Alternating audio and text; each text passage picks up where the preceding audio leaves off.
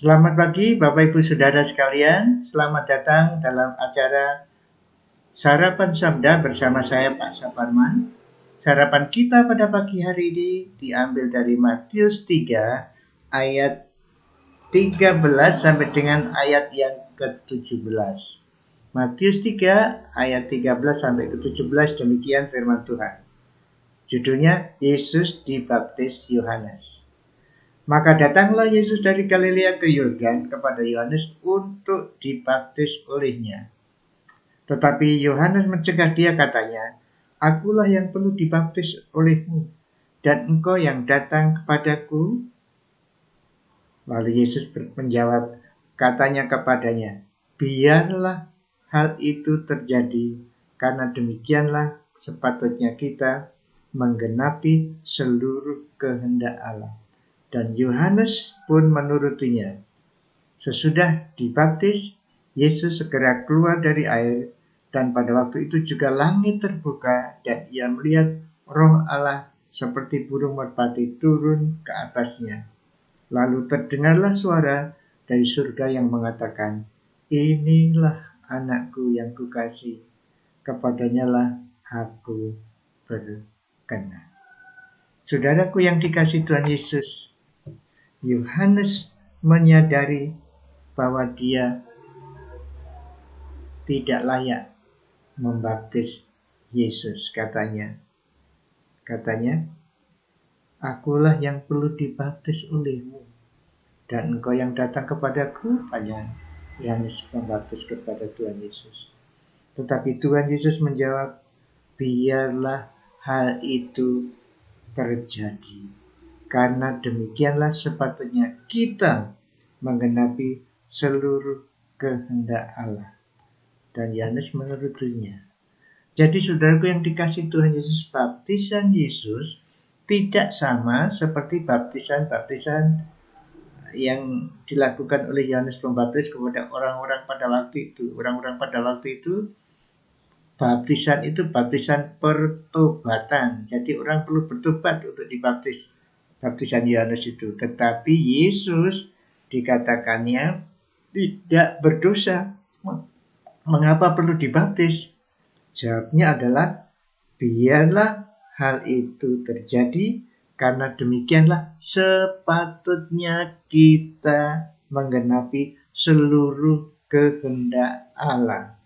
Nah, memang dalam Yohanes pasal 1, pembaptisan Yesus itu adalah perkenalan. Yesus diperkenalkan oleh Yohanes kepada Yahudi, kepada kaum Israel. Itu ada dinyatakan di sana. Jadi Yohanes yang berfungsi mendahului atau menjadi pionir kedatangan Yesus, memperkenalkan Yesus kepada orang Yahudi dengan baptisan. Jadi baptisan itu perkenalan. Tapi di sini dijelaskan oleh Matius bahwa baptisan Yesus itu adalah memenuhi seluruh kehendak Allah. Artinya berarti baptisan itu bagi Yesus adalah salah satu ketaatan kepada Allah, yaitu dibaptis Yohanes.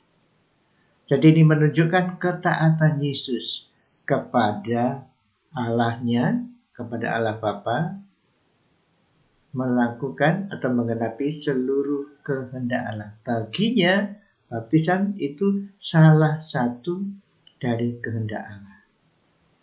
Nah, saudaraku yang dikasihi Tuhan Yesus, di sini juga kita bisa mengerti bahwa rupanya baptisan itu Yesus sedang merendahkan dirinya, menyamakan dirinya dengan orang-orang berdosa. Kalau orang-orang berdosa bertobat dibaptis, Yesus ikut merendahkan diri seolah-olah orang berdosa, lalu dibaptis.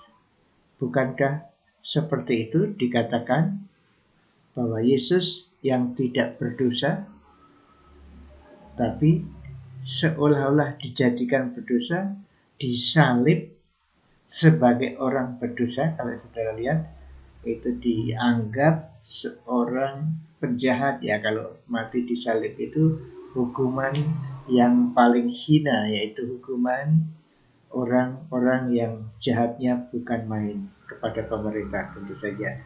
Dan Yesus dibaptis, Yesus disalib.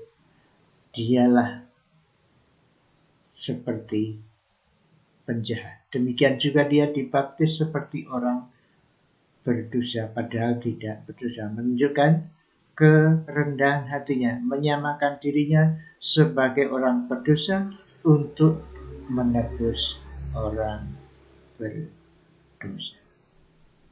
Kita bersyukur punya Tuhan yang merendahkan, menyamakan dirinya sebagai manusia, sehingga mengerti benar-benar kehidupan kita sehari-hari.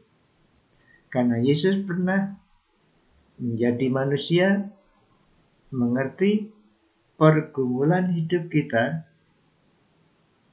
sedetail-detailnya. Walaupun tidak usah menjadi manusia juga tahu sedetail-detailnya, tapi dia mengalami kehidupan manusia, sehingga dia benar-benar bisa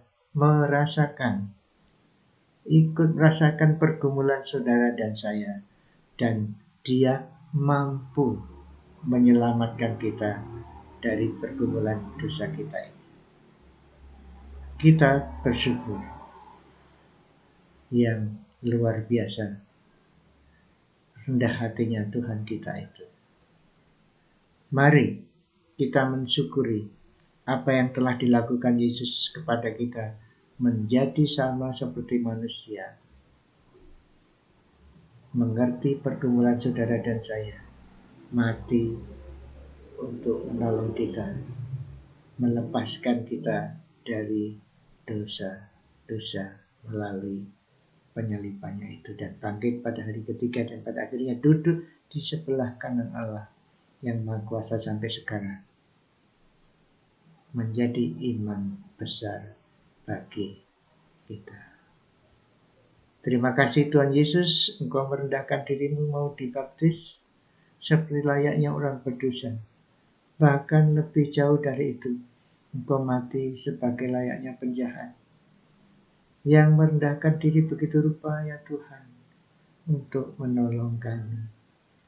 Beri kami kesadaran akan kasih-Mu yang luar biasa ini, sehingga hidup kami mengikuti Engkau, merendahkan hati kepada sesama kami, supaya sesama kami mengenal Engkau sebagai Tuhan dan Juru Selamat. Terima kasih Tuhan Yesus, terima kasih. Amin. Selamat beraktivitas saudaraku yang dikasihi Tuhan. Mari kita menyadari dalam kehidupan kita sehari-hari, hari ini menjadi orang yang rendah hati, sama seperti Tuhan kita yang rendah hati, yang mau menyamakan dirinya dengan kita orang berdosa untuk penyelamatan. Marilah kita merendahkan hati kita untuk bagi sesama kita, sehingga sesama kita bisa mengerti Yesus Kristus Tuhan Juru Selamat kita. Amin.